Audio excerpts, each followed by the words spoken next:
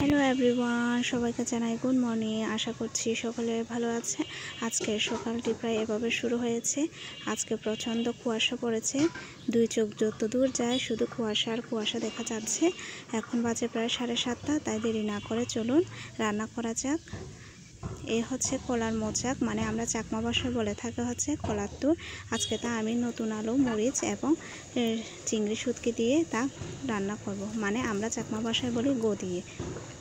এখানে আমার নাপির জুড়ে বলক চলে এসেছে, তাই আমি এখন কলার তুর, আলু এবং মরিচ এবং চিংড়ি শুটকি দিয়ে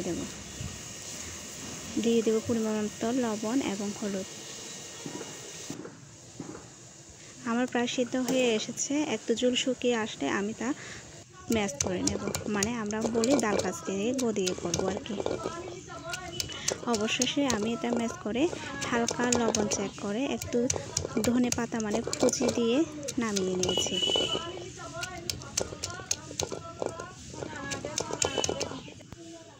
এখন খাবার পালা। এই হচ্ছে কলার টুর গো দিয়ে, যা আলু দিয়ে করেছি, আর সাথে আছে হচ্ছে চালের গুঁড়ো দিয়ে কাঁঠাল, মানে এঁচড় আর কি, আর আছে হালকা সবজি।